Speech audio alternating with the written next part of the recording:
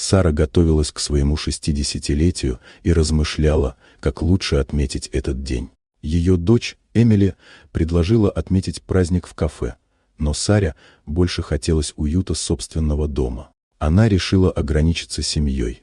Эмили, ее мужем Джейсоном, маленьким внуком Бенджи и парой близких подруг. Сара сама приготовит стол, как раньше, с домашними блюдами и десертом, который всегда напоминал о детстве. Последние годы были для Сары непростыми. Недавно она похоронила свою мать и долго заботилась о ней, находя силы только ради внука, который был для нее настоящей радостью. Эмили с Джейсоном долго мечтали о ребенке и переживали годы ожиданий, прежде чем счастье наконец пришло. Финансовые трудности не раз становились испытанием для молодой семьи.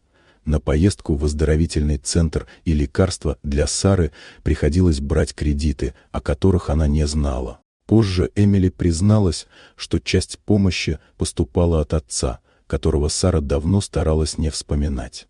Когда-то Сара была замужем за Даниэлем, обаятельным, но слабым человеком, который не справился с алкоголем и потерял не только бизнес, но и семью. После развода Сара полностью посвятила себя дочери и больше не строила отношений. Даниэль же, пройдя через свои падения и ошибки, сумел восстановиться. Он добился успеха в работе, отказался от алкоголя и тайно поддерживал связь с дочерью и внуком. Он помогал деньгами и видел Бенджи, но боялся встретиться с Сарой лицом к лицу. На день рождения Эмили настояла пригласить Даниэля. Когда в дверь постучали, и на пороге появился он с букетом белых лилий и шоколадным тортом, Сара едва удержалась от слез. Подруги переглянулись, словно вспоминая давние времена. Когда они остались наедине, Даниэль тихо сказал: «Я все еще люблю тебя, Сара. Прости меня за все. Дай мне шанс начать заново». Сара расплакалась и впервые за много лет почувствовала, что прошлое можно отпустить и начать новую главу. Вот такая удивительная история.